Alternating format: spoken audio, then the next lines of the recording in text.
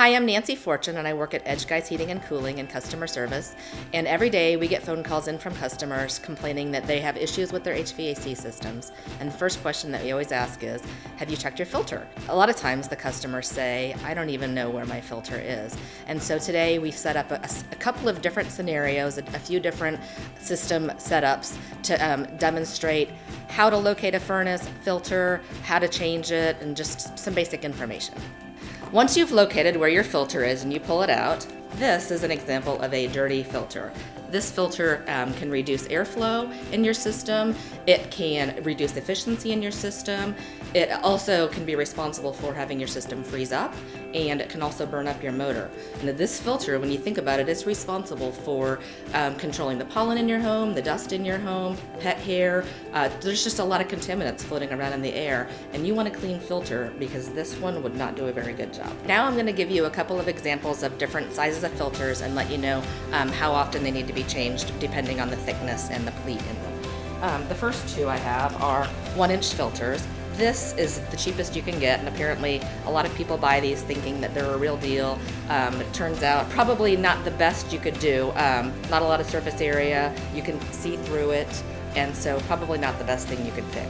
This is a 1-inch filter that has pleats, which increases the surface area, and so if you had to go with a 1-inch filter, this would definitely be a better choice for your system.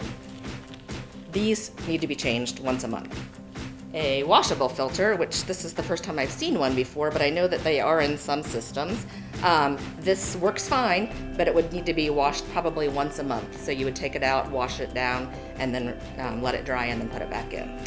This is a 2-inch pleated filter, and so the thicker the better and the more pleats the better. So this would definitely be a better option versus the 1-inch filter, and this would need to be changed about every 3 months. And then this would be a 4-inch filter. There's also a 5-inch filter, pleated.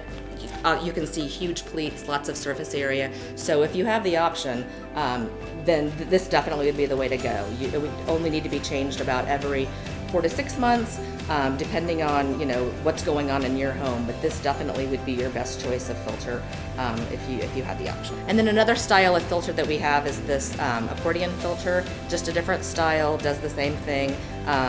This is thick, it's lots of pleats. This is a very efficient filter as well. And actually, after watching this, if you're thinking, oh, I have a 1-inch filter and I wish that I had a bigger filter so I wouldn't have to change it so often, there's external media cabinets that you can put right on the outside of your system. We can accommodate a 2-inch, a 4-inch, 5-inch filter for you, so you can just call the office and we could give you a quote for that. Okay, the first step you need to take when you're getting ready to change your filters is to shut off the system at the thermostat. The next step is to try to locate your filter cabinet, and sometimes that can be a little bit trickier than you'd think. Sometimes it's actually in the ductwork, and sometimes it's an external box, so sometimes you have to hunt around a little bit to try to find it. Once you've located the filter cabinet, then you need to remove the cover and extract the old filter. Once you've pulled out your old filter, you want to replace it with a new filter. And the first thing you need to notice is that there's an arrow. On every single new filter that you buy, there's going to be an arrow that points to the direction of the furnace. So it needs to go in pointing the furnace. And so sometimes it's hard to tell. Furnaces are configured in so many different ways, different sizes, and these can be located in so many different locations. And so what I like to do on my system is, here's the filter cabinet, and I would write airflow pointing down because this is the furnace. So sometimes it's going to be horizontal installed in your ductwork, and sometimes it'll be sitting to the side of it on the ground. And so you just need to determine, pointing towards the furnace, and if you need to make a note on there with a permanent marker, then that'd be a great idea. One last tip, before you install your filter, a really smart thing to do would be on the end that's exposed that you can see when you open the door, write the date on here, because like this one needs to be changed monthly, and so all you'd have to do is look at it quickly and see when it was due for the next one. You also could create an event in your phone as a reminder to tell you that it's time to change your filter.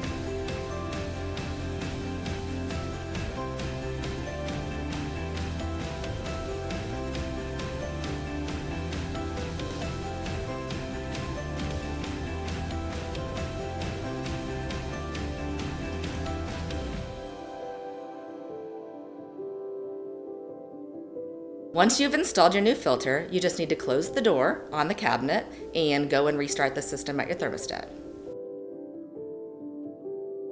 Now that I've shown you the steps to changing your filter, some of you may be thinking, you know what, it's still a little intimidating for me, and that's where we come in. We'd be happy to help you.